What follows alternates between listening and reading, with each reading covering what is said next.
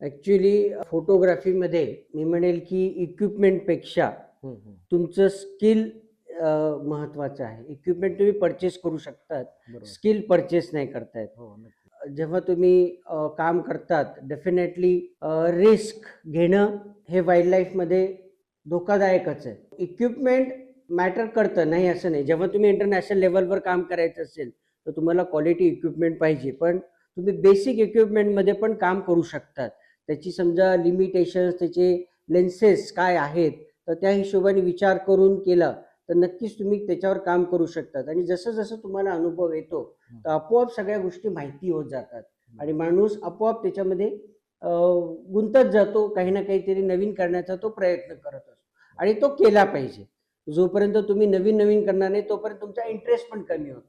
Experiment केले पाहिजे, की नवीन काय करता येईल, बाकीच्यांनी अजून कोणी काम केलंय का नाही केलेलं आहे, ह्या गोष्टी माहिती असणं खूप गरजेचं आहे. वाईल्ड लाईफमध्ये तुम्हाला ॲनिमल्स, मी माझा एक अनुभव सांगतो तुम्हाला. काझीरंगामध्ये माझ्या सोशल मीडियावर म्हणजे ग्रेट भेट मुलाखतीमध्ये पण मी हा अनुभव सांगितला होता, की आसाममध्ये काझीरंगामध्ये एक शिंगी गेंडा होता. जगामध्ये 2 प्रकारचे गेंडे आहेत. आफ्रिकेत एक आहे आणि एक आपल्याकडे. आफ्रिकेतला जो आहे त्याला 2 हॉर्न आहेत. आपल्या याला सिंगल आहे, एकच आहे. तर त्याचं स्मगलिंग होतं. त्याचं म्हणजे तो हॉर्न आहे, कट करून त्याचं स्मगलिंग केलं जातं. तो रायनो ॲनिमल्समध्ये सगळ्यात ॲग्रेसिव्ह ॲनिमल आहे एक शिंगी गेंडा. हत्ती, टायगरपेक्षा जास्त. तर मी जेव्हा फोटो काढत गेलो आसाममध्ये, आणि तिथे मोठं गवत असते. त्या गवताला हत्ती गवत म्हणतात, एलिफंट ग्रास म्हणतात. आणि जसं आपण जंगलामध्ये एंट्री करतो, तर पहिले तुम्हाला तुमच्याकडून लिहून घेतलं जातं, की ऑन युअर रिस्क, तुम्ही तुमच्या जबाबदारीवर जंगलामध्ये जात आहात. एखाद्या ॲनिमलने अटॅक केला, त्याचं तुमचं मृत्यू झाला, तर त्याला फॉरेस्ट डिपार्टमेंट जबाबदार नाही. म्हणून तुम्हाला ते पहिले भरून घ्यायला लागतं. आणि मी जसं हे सगळ्या फॉर्मॅलिटी कंप्लीट केल्या आणि माझ्याकडे एक शिंगी गेंड्याचा फोटो नव्हता, म्हणून मी परवानगी घेतली आणि एलिफंट राईड असते तिथे. त्या हत्तीवर बसून मी, माझा महावत आणि एक गार्ड असं म्हणून आम्ही एक अर्धा तासापासून फिरत होतो.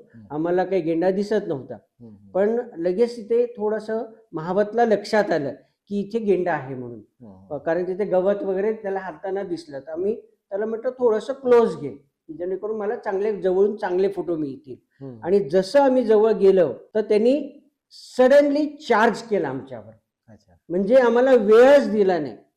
जनरली कुठलाही ॲनिमल अटॅक करायच्या पहिले तो तुम्हाला वॉर्निंग देतो, घाबरवतो, एक अंतर मेंटेन करा. पण त्यांनी चार्ज केला, कारण त्याच्याजवळ एक छोटं पिल्लू होतं. तर अटॅक ॲनिमल्स केव्हा करतात, की जेव्हा त्यांना रिस्क वाटते की आपल्या पिल्लांना काहीतरी धोका आहे, म्हणून ते चार्ज करतात. आणि जसं चार्ज केलं, तर ते पिल्लू पण बाहेर निघालं. आणि जसा चार्ज केला, तेव्हा तो डायरेक्ट एलिफंटच्या अंगावर आला. एलिफंटच्या अंगावर आल्यामुळे हत्ती घाबरला आणि उधळला. हत्ती त्याने टर्न केला आणि पळायला लागला. हत्ती जसा जसा पळत होतो, रायनो मागे पळत होता, जोर जोरात पळत होता. आणि हत्ती एवढा फास्ट पळू शकतो हे मला कळालं. आणि माझा जो गाईड होता त्याने हवेत फायर केलं. हत्तीने म्हणजे गेंड्याने विरुद्ध दिशेने पळावं, पण त्याच्याने अजून हत्ती घाबरला. आणि असं सगळ्या गोष्टी एकत्र आल्या आणि पळत पळत पुढे जाऊन एकदम दरी होती. आणि जशी दरी आली, तेव्हा तो हत्ती थांबला. आणि जसा हत्ती थांबला, तेव्हा मी खाली पडलो.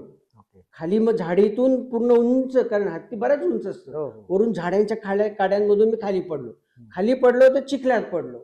खाली चिखल्यात पडलो तर हत्ती थोडासा सरकून गेला. मी एकटाच तिथे. आणि माझ्या समोर एक 15 ते 20 फुटावर तो मला बघतोय आणि मी त्याला बघतोय. तर मी चिखलातून जसं उठून बघितलं, त्याला हा कुठला नवीन प्राणी आलाय म्हणून घाबरून तो पळून गेला. अशा गोष्टी जंगलामध्ये होता. आणि अशा अनेक गोष्टी होतात, तर त्या तुम्हाला फेस करायला लागतात. आणि जसं पहिले सांगितलं, तुमच्याकडे समजा स्किल असेल, थोडासा अनुभव असेल, तर तुम्ही ह्या गोष्टीपासून सुरक्षितपणे निघू शकतात. पण असे कधी होतं का, की हे फोटो काढायला तुम्ही गेला, पण अशा काही घटना घडल्या किंवा प्राण्यांना त्रास होतोय असं वाटलं, पण आपल्याला कधी वाटतं की त्रास न होता आपण न फोटो काढताच निघून आलो? हो, होतं ना. घटना घडत असते. डेफिनेटली तुम्हाला एक अंतर ठेवायला लागतं. रिस्पेक्ट ॲनिमल्सचा ठेवणं खूप गरजेचं आहे. कारण तुम्ही जेवढे नॅचरल त्याचे बिहेवियर कॅप्चर लांबून करू शकतात, तेवढे जवळ करू शकत नाही. त्याला डिस्टर्ब केलं तर तो निघून जातो. जे काय ऍक्टिव्हिटी होणार आहे ती करत नाही तो. तर बरोबर. त्याच्यामुळे थोडंसं मेंटेन तुम्ही अंतर ठेवलं तर नक्कीच तुम्हाला ते त्याच्या ज्या एक्सप्रेशन्स आहेत, त्याच्या ज्या नॅचरल मोमेंट्स आहेत ते कॅप्चर करता येतात.